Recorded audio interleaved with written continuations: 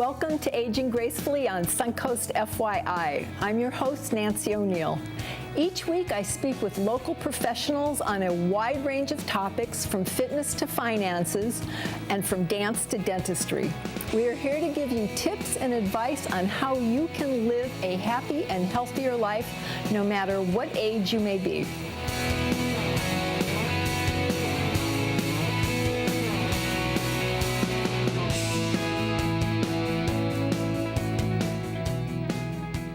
Fitness plays a key role in how we age.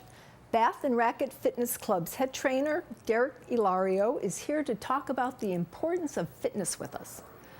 Hi, welcome to the program. Thank you for having me. Yeah, I talked to Michael last segment that we did with you, and, yes. and it's nice to meet you finally. Thank you. Thanks. So you're a personal trainer. Yes, ma'am. And tell us strength training. Now, we all know that we should exercise, but as Correct. we age, I think it's more important. It's definitely more important.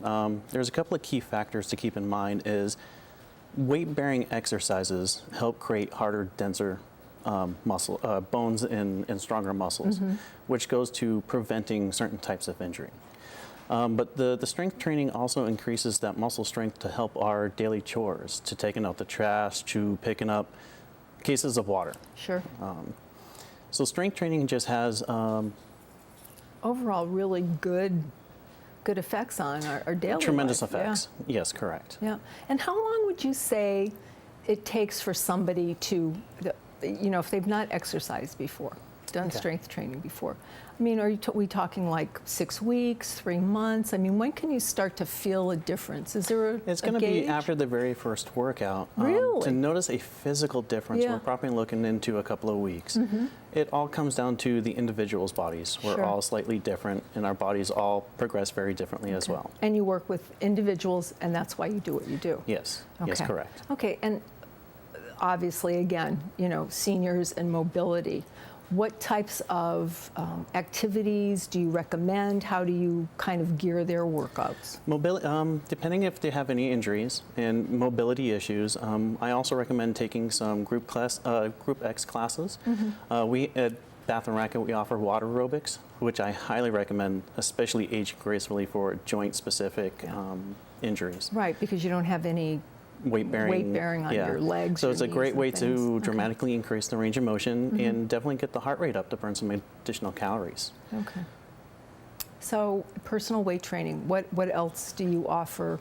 I mean, you do one-on-ones. We do one-on-ones. Yeah. We do small group classes. We do... now, when you talk about small group classes, what does that look like? 4 or 5 people with the trainer inside a group class. So we set up stations, and we go from station to station to station, along with the aerobic classes that we also offer at the club. Okay. Now, with the small groups, can you bring friends and maybe do it as a small group? That's one of the great things that we offer at the Bath and Racket is the community and that camaraderie that small group classes do. Some people need accountability, and having a friend that's going to hold you to that accountability is a great way to develop that routine that we need to get into. Yeah, and I think anything that you do with other people, whether it's exercising or dieting or whatever the case may be, dancing, we had Fred Astaire on. It's when you do it with somebody, you enjoy it more. Yes. Right? You enjoy it more. And that's how you build a great routine, is you got to be able to enjoy it. So in addition, we were talking about other things that you have. So you have the pool. And we have TRX classes. We have spin class. Now, a TRX class is again, low impact. It can be used in a high intensity training or helping somebody increase with range of motion. But it's a band class, a band that is connected to the wall to where you can perform different movement patterns. Okay. And how many classes do you actually offer during the course of the week, just roughly?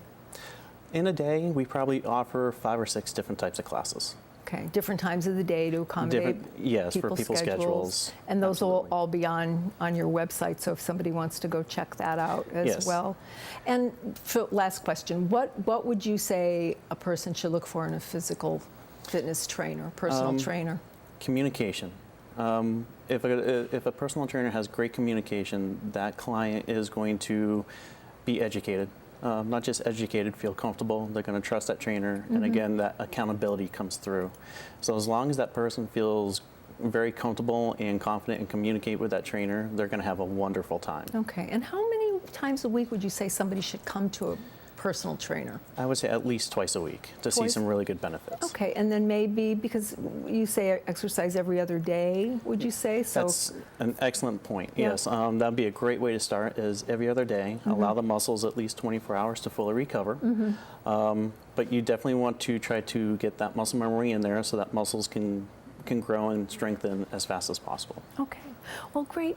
Thanks for being here, and I'll hopefully see you soon. I would love that. Okay, thanks, Derek. Thank you. Don't go away. We have some tips on how to stay healthy from ageVital Pharmacy when we come back.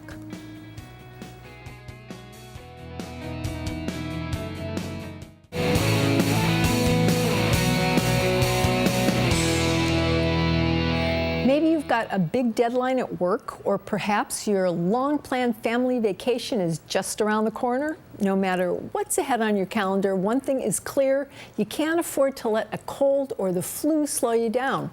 Here to talk about how to prevent or speed up recovery during cold and flu season is Dr. Jenny Wilkins of ageVital Pharmacy. Welcome back this week. Thank you. Yes, Staying healthy. Yes, this is so important. I mean, there's, and it never fails, it seems, people get sick at the wrong time. There's no good time to get sick. Yeah. But how do you prevent a cold or the flu coming on?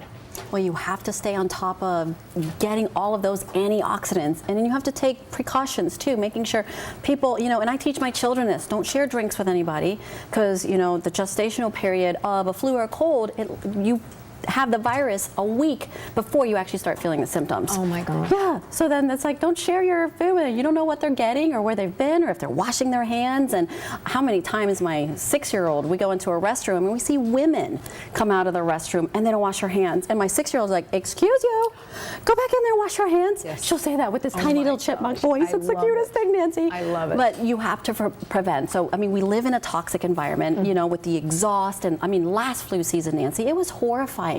We had 4,000 people a week with the flu in the United States.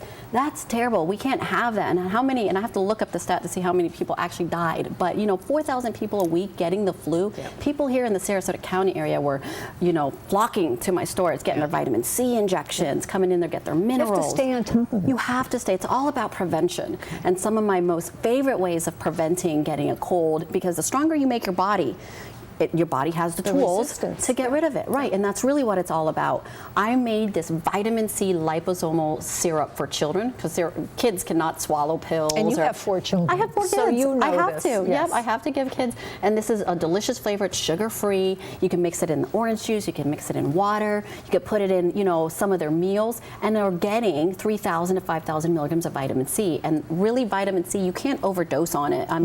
A side effect of it would be maybe some loose stools, but that's it. Vitamin C is just one of those vitamins that you're not going to overdose on. It's only going to be beneficial for your body. And how many units should a person take a day? You can't overdose, but what is the minimum recommended amount? If someone is sick, for children, I recommend 2,000 to 3,000 milligrams twice a day. For adults, 5,000 to 10,000 milligrams twice a day. So you want to go nice and high to bombard your cells and those viruses and that bacteria, because it starves it. It starves the bacteria and it starves the virus, and it just kicks it out of your system. Now, is it better to take it with food, not with food? What has a better absorption rate for the body? Without food is always beneficial. Okay. No, but with kids, you try to hide it and mask it. Yeah. So, and you can do that in injection. And I also have the vitamin C in tablets or in capsules or even in powder. So everybody's different. So I want people to have the option.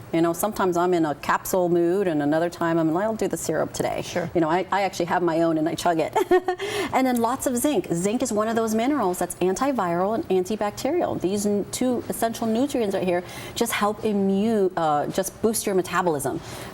You want immuno-enhancing supplements, and that's vitamin Z and zinc. Okay. There's several others too, and people are welcome to come if they're local. I invite people to come in for a live blood cell analysis, and then we're actually able to see the bacteria on the screen and the virus, and then we'll see what vitamins and minerals they're deficient in. That's scary and a good thing at the same time. Most people get freaked out when they see little bacteria floating around. But then it makes you more aware, and you're like, oh my gosh, I need to take care of this. Right. What am I doing? What did I eat? Where was I? And sometimes I'll see the bacteria, Nancy, before they get sick. And I was like, you have a cold coming on. And I see the bacteria.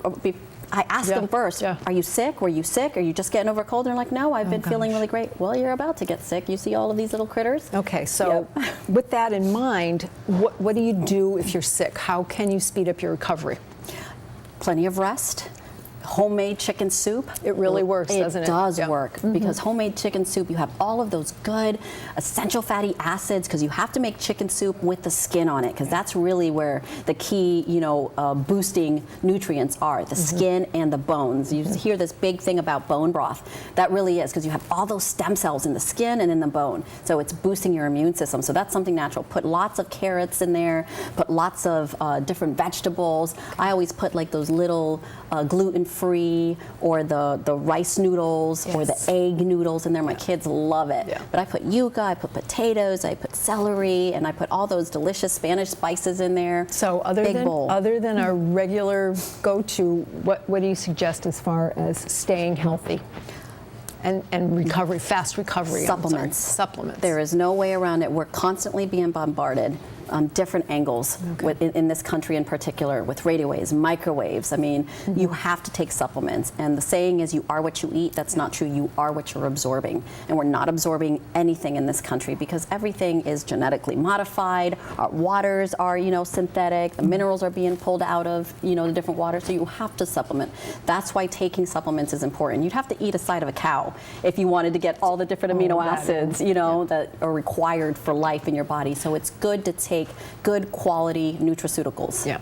So to wrap up here, the best thing to do really is to come in and see you and have the blood test, so you can see as an individual what you're lacking and what you need. If you want a good diet plan or nutritional guidelines, absolutely. I invite everybody, to 1618 Main Street. We're right around the corner from you guys here, and come in for a live blood cell analysis. I have pharmacists, I have RNs, I have LPNs, I have nutritional counselors. And it's all right around the corner. Right around the corner. Great. Thank you, doctor. We'll see you next week. Esther Holt with Star Financial joins us after the break, so don't go away.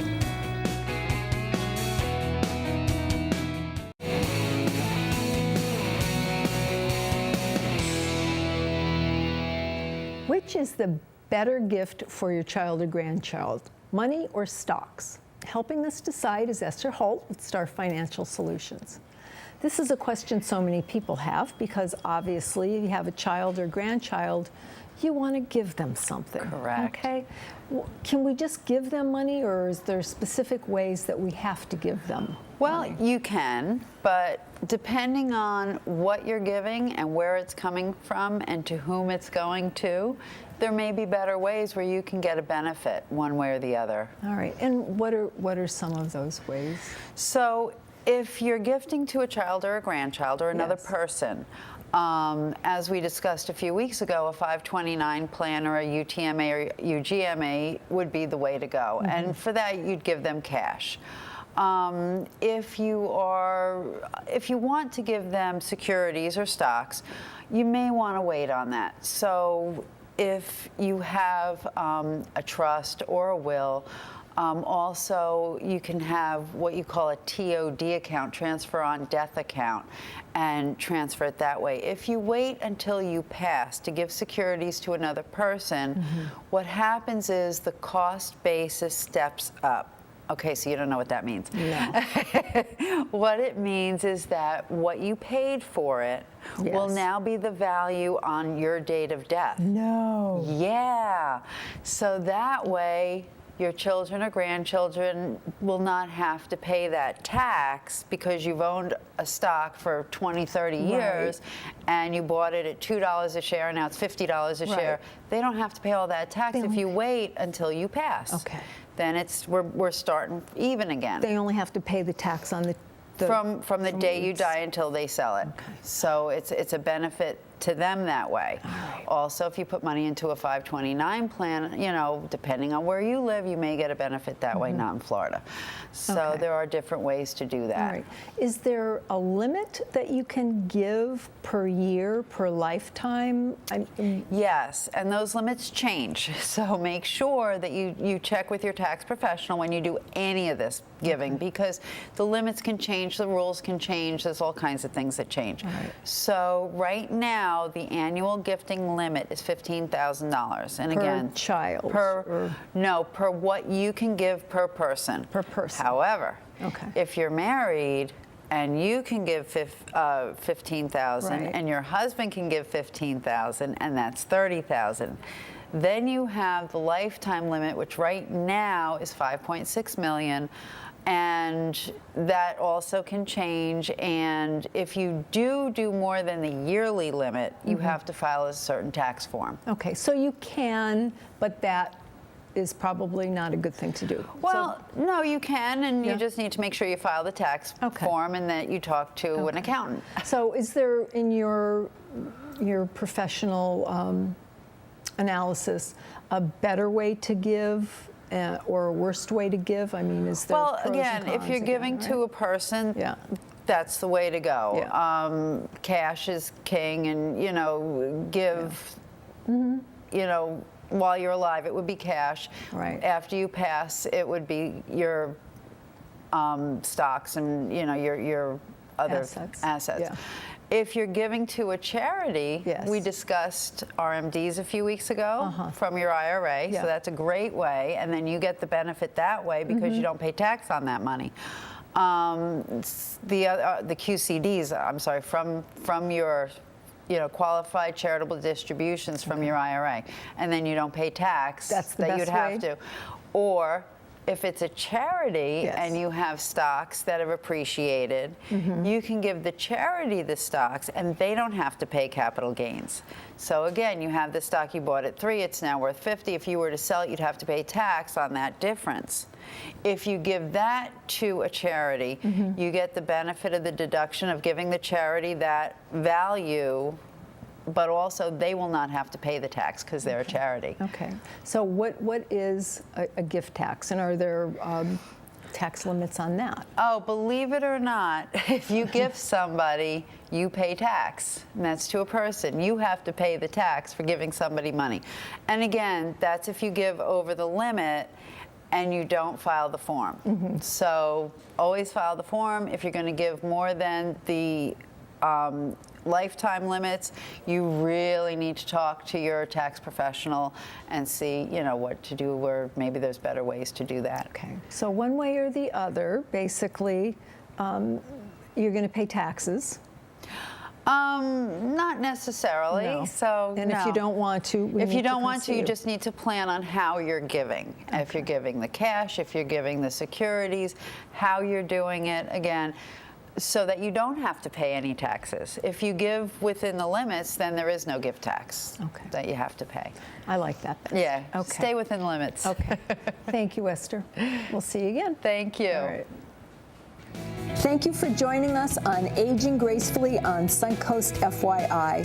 To find more tips from local experts, you can view previous episodes and complete seasons at snntv.com under programming. We'll be back next Saturday and Sunday at 7 p.m. with more tips on how you can live a happier and healthy life. Until then, have a wonderful week.